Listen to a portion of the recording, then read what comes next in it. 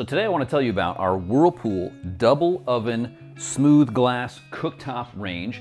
And after 2 years of ownership, so this is not a short-term review, we've had this for over 2 years, whether I would recommend you go with Whirlpool. In another video, I talked about the slim, over-the-range Whirlpool microwave. This has a low-profile design, and it is designed primarily as a vent hood, so it has a little more venting than a traditional over-the-range microwave. You can check that one out if you want. But when we were looking for a range for our kitchen renovation, we wanted to go with a double oven. So this has a smaller oven here on the top, and then a much larger, probably similar to a full-size oven here on the bottom.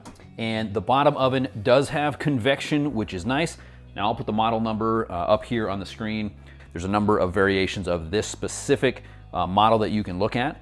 And after over 2 years of usage, I do recommend this. I really like it. I think some of the cons, when you have a glass cooktop, you can get some stains. I can show some pictures here. You can get some staining on the top.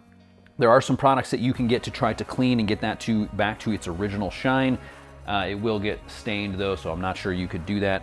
We haven't had any issues with the cooktop itself. It does have the ultra high power burner over here on the right. That is nice to boil liquids and to heat things up much quicker than the other ones. This is a larger stove top over here on this side. A warming zone in the middle, which is nice for your coffee in the morning when you're cooking your kids' breakfast. Keep your coffee on the warm zone. Keep it nice and piping hot with your favorite dad mug. And if you like the sound of hot coffee, make sure that you like this video. And a few issues that we have had with this oven. First of all, this smaller upper oven has a tendency to burn things. So I think it's because with this rack, even on the lowest position, your food is going to be close to the heating elements, which are right up here. So it can be easier to burn items in this smaller one. As a result, we tend to use the bottom one a little bit more often. And another interesting aspect here is you can see there's some staining that has gone in the middle of this glass. Now we just cleaned this thing. Some of this is on the outside. Some of that is actually on the inside between those panes of glass. We've got it both top and bottom. Somebody hit me in the comments and tell me, how in the world does that happen? Liquids or something is getting inside in the door, and there's no way to clean that up. So I don't know how that gets in there. But once you have that streaking and staining, I have not for the life of me figured out how to get that off. Other than that, over 2 years, it still works very well. We haven't had any issues. One of the things I'd recommend you add, if you have a kitchen setup like this, you get this lovely 1/4 inch gap. Anytime you spill foods, you splatter foods, it begins to go over the side. Or if you spill food on your countertop, it's gonna roll down into this gap. Here is a very cheap solution to that. As long as your wife is okay with the look, get these little silicone flaps. I can link to them in the description. They sit right in that gap.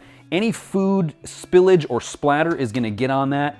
It's not gonna roll down into that crack. We had a number of times where our kids would spill a beverage. It would go right down into that crack. We had to pull this all the way out so we could dry it out, clean that out without having any issues.